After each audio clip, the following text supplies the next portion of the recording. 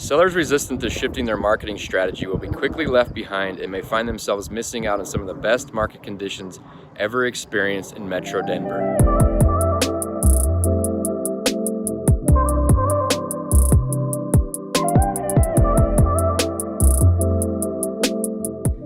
Look, the numbers tell a story. They always do. But sometimes you just want to know what they could mean for you as you consider buying or selling a property. An interpretation of sorts. Many of the numbers across the board are down compared to last year, with a few exceptions. So is that a good thing or bad thing? The answer always lies in what you're trying to accomplish. Are you looking to buy or sell, invest, possibly refinance? For instance, the amount of closings in July was down by a whopping 17% compared to July of 2020. But keep in mind that a record was set last year for the most closings in any July on record, largely due to the market's thirst after emerging from lockdowns last year. Relative to June, the number of closings were down as well, but for different reasons. In this case, closings were down because this is exactly what happens when the entire world goes on vacation, as they did this summer. No one had truly been vacationing for over a year. As a result, showings, closings, and real estate related activities in general were way down, especially when compared to earlier this spring. In fact, the market has really returned to more predictable trends similar to what we've seen over the past decade. Historically, we see home values and market activity climb at the beginning of the year, peak in late spring or early summer, and then actually recede over the summer months from the springtime high watermark. Prices have never been higher than they are in 2021, but they are down from June as predicted, and I suspect that they may actually continue to recede over the next couple of months. Many of us have all been waiting to see if some signs of normalcy would return to the greater Denver metro market, and it seems to be showing signs of trends from years past. Think of the market trending upward this year like a rocket ship. Records were smashed month after month through June, but as mentioned, the market appears to have turned in July. This is no surprise, it was predictable. It followed historical, seasonal trends as it has in years past. You'll find that the news media is always slow to report these trends, or will do so with an agenda. Online is no better. Headlines about real estate are often designed as clickbait, and ultimately, as has been said before, headlines do more to terrify than they do to clarify. So here's what you should know.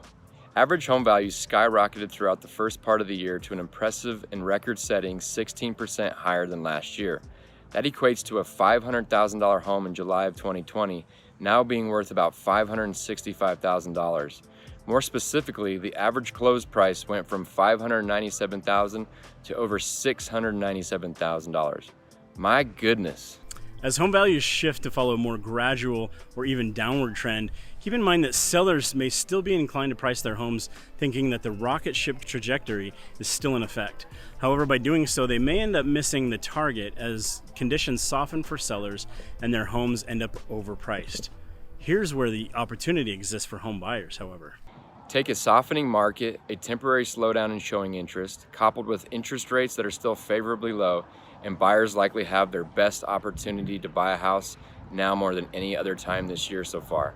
Buyers are more likely to now have more negotiating power in the late summer and into fall. For homeowners looking to sell this year, the market was likely to favor those who were ready to take advantage of early buyer activity by listing in March through May. Sellers late to the market in the end of the summer months are more likely to spend longer time on the market, make price reductions, and sell at lower prices than spring sellers.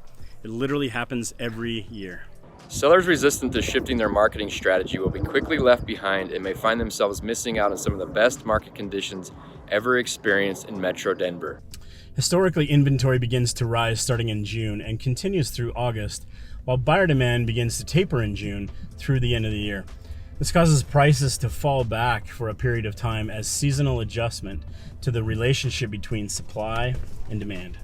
It's important to note that all three of these events have occurred, but in a more exaggerated way due to the still lingering lack of inventory and buyer demand.